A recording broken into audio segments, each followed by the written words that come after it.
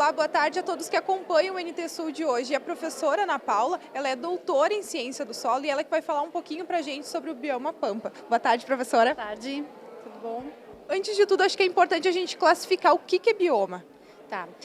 De uma forma bem simplificada, um bioma é um espaço geográfico que possui características, né, vínculos entre os seus sistemas naturais em comum. Então, é como se fosse uma delimitação em que nós conseguimos visualizar que os seus ecossistemas, né, as suas espécies, os seus potenciais de uso são relativamente vinculados, né, e nunca homogêneos, mas vinculados a ponto de nós conseguirmos delimitar esse espaço geograficamente. E o bioma Pampa, quais são as características dele?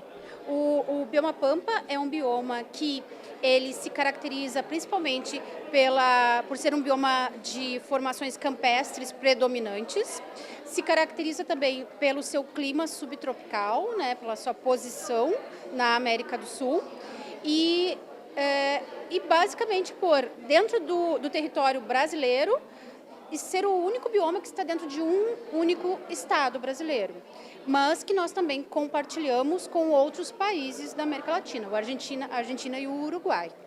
Então, essas são características básicas, né? Mas o Pampa, ele é muito lembrado e visto pela sua formação campestre e o tipo humano comum, né, e tradicional, que é o gaúcho do Pampa. Mas ele é muito mais diverso que isso, né? Nós temos formações florestais, formações savanoides. Dentro das formações campestres, a gente tem campos úmidos. Nós temos um tipo de formação que tem um nome muito peculiar, que é muito nosso, que são os banhados, né? Formações hidromórficas. E todas elas precisam ter um olhar específico. Todas elas apresentam potencialidades e fragilidades que precisam ser entendidas. Recentemente, os produtores aqui do estado precisaram fazer um cadastro ambiental rural. No período que eles fizeram esse cadastro, eles tinham que ter esse conhecimento da área, o que tinha dentro de cada propriedade.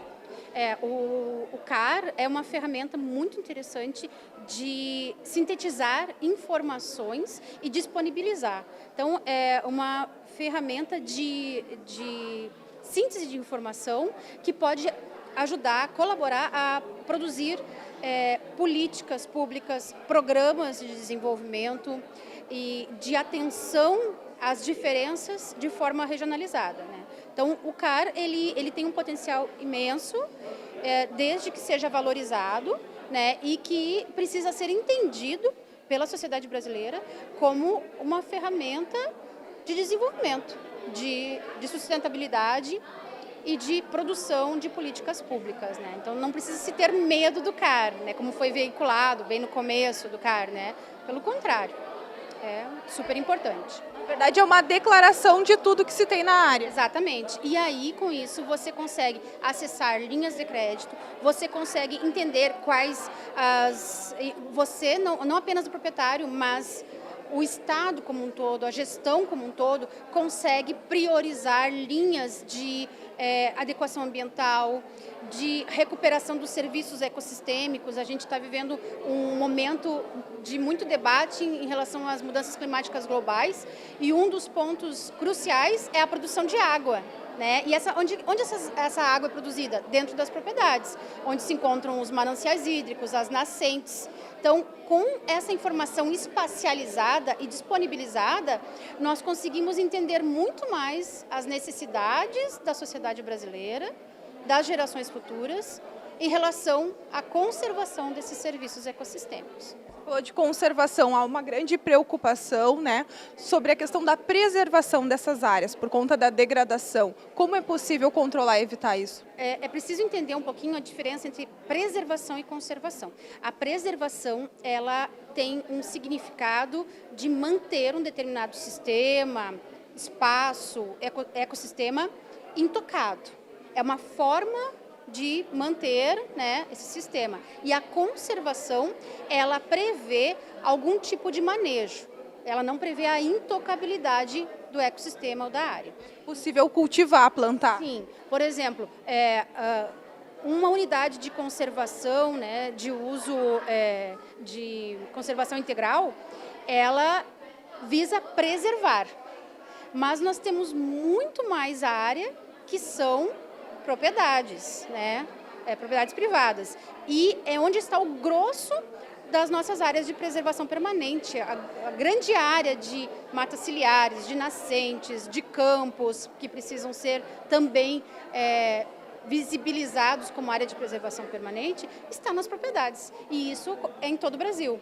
Então, esse setor social, que é o produtor rural ou a empresa rural, ela precisa fazer essa adequação.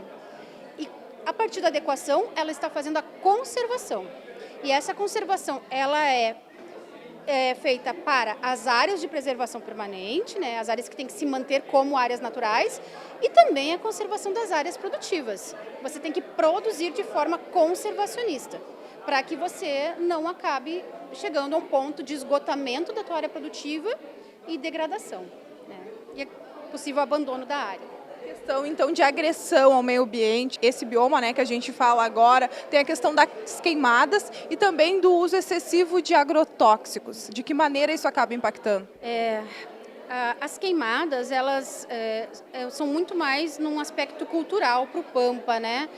Muito no sentido do produtor que queira fazer o que eles chamam, né, de afinar o campo, que é quando você passa um fogo controlado, mais ou menos controlado, e aquele campo rebrota, né?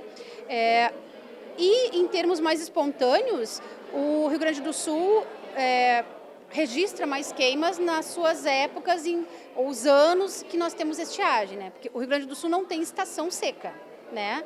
Mas nós temos anos em que registramos estiagem, e aí o risco da queimada é maior. Professora, quero agradecer a todos os esclarecimentos, acredito que tirou muitas dúvidas de todos que estão em casa assistindo. Obrigada. Tá certo, eu que agradeço, é sempre uma satisfação quando nós da academia conseguimos conversar e interagir com os outros setores, né? Então, para nós é uma oportunidade muito grande, né?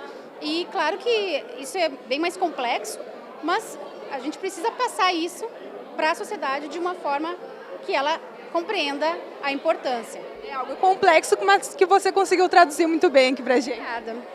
Obrigada mesmo. A professora Ana Paula, ela é doutora em Ciência do Solo, como eu já tinha falado, e atua na UFSM de Santa Maria.